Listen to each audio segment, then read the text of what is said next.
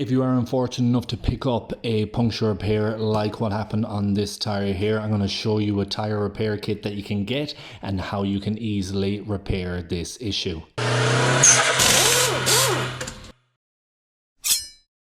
Just a couple of things that you'll need to be aware of before you actually carry out the puncture repair. You want to be informed safety-wise to make certain that you're not risking having a damaged tyre before you do the repair and you continue to drive on. So what you need to look for is, one, any issues on the sidewalls. So have a check all along the sidewall. Make sure there's no splitting, cracking, bulging or any pinching, to where when you put the pressure back in the tyre and you go for a drive afterwards, that you won't risk a blowout. Check all the tread of the tyre, make sure that it's road legal and that it's in an area you can repair. If the puncture repair is too close to the sidewalls on either and you do the repair, it could actually deflate and blow out as well. So try and have it in the right area.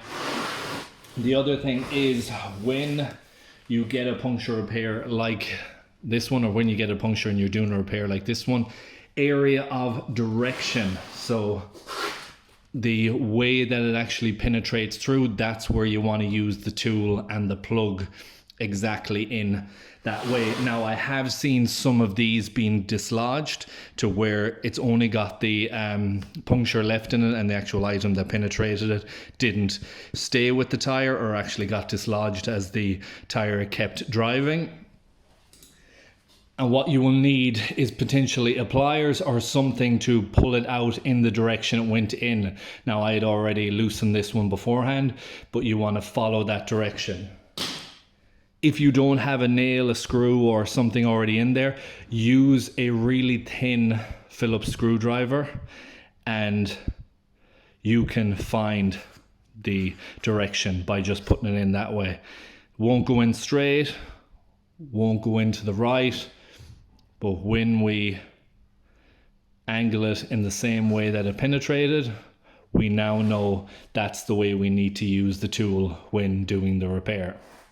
This is the kit I purchased here. This was $51. I bought this myself and I use it as an emergency kit if required. Maxi Track 47-piece tyre repair kit. There's certainly cheaper ones out there and they have less amount of pieces. This comes with some extras like tubeless valves and valve cores and spare needles and stuff like that. So it's a pretty comprehensive kit, but you definitely don't need all this. You can also buy them online cheaper. This was bought locally in Repco, so I'm happy enough with the price I paid for it. How you go about using it: this is the reamer tool and this is some lube, so I'll be putting lubrication on the top of this. Then we will be penetrating this through in the same direction that the object that penetrated the tire did. So we'll be cleaning up the tire with that. We'll then be putting this plug into the needle here and we put it exactly halfway through. This then pushes straight down into the tire and this is like a guide to show you how much you have to have left on the upper side. So you push it down until this butts out, pull it straight back through, and then you cut the excess off on the plug. Okay, so lubrication.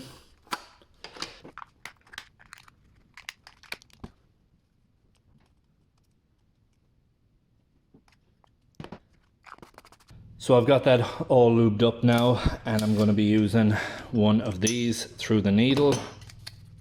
So you want to keep this stuff as clean as possible and you don't want any dirt or grime. That's why I've taken off my glove on the other side, because it was quite filthy.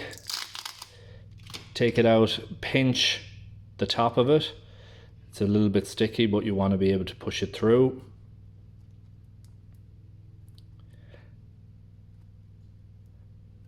Now you would keep working it through that way. If you have a pliers or a side cutters of some sort where you can just grip it and pull it, then you're in a better situation, but you will actually end up getting it all through if you need.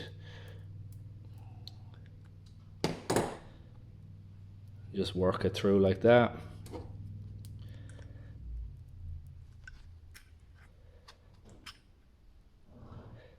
If you are using a side cutters like me, it's only gentle pressure. You certainly don't want to cut into it.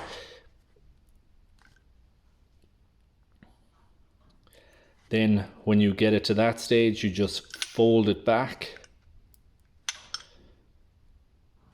And now that's ready for install. So now we're going to use the reamer tool and then we'll install this. Okay, so again, direction of penetration, follow that through. We have lubricant on the reamer tool and this is going to take some force. Now if you have air pressure in the tire, that can be actually beneficial to you because the air is holding the pressure of the tire out, so it's not falling in as much. The air is all gone on this one, but this was a larger bit of impact, so it's easier to clean out. If you have a thin bit of impact, it's going to take a lot more of the reamer tool use than what it will here. Okay, so that is now done. I take off the excess lubrication off it then. Then we get our installation tool, push it straight down.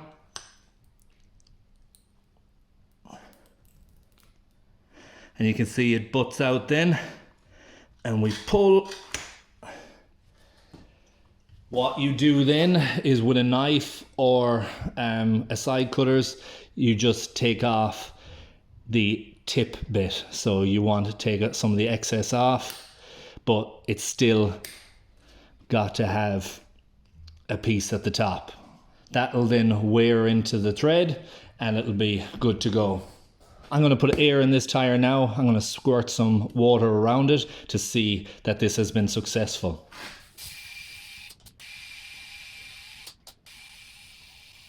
Okay, so the air pressure is back in the tire now. We have a couple options. Obviously, depending on where you are, it's going to be different, but a bottle of water and just pour some water around here and see if any bubbles come out. If you have soapy water, it is easier where you can mist it on.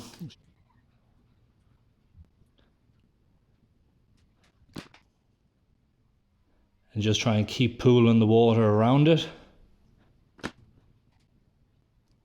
And as you can see, we have absolutely no air bubbles come out of it, and this has been a successful repair. Okay, and that is it for this video. That is how you can successfully repair your tire quickly and effectively. This can be done on the car, doesn't have to be taken off. Again, if there's air pressure in it, you also can successfully do this without having to deflate the tire too. So a very, very effective way. I do use these now as just emergency repairs, as I firmly believe in that plug patch combo that you get in a professional workshop where you take the tire off, clean it on the inside. It also, you can get an inspection done to make sure there's no interior damage on that lining. But if you have a small screw go into it, or you don't have a large object impact, also if the tire pressure has stayed up to where the sidewalls definitely don't have any damage on them, this is a very, very useful way of repairing it. I hope you found this video useful and informative. If you did, please like, share, comment and subscribe, and I hope to see you in the next one. Thanks for watching.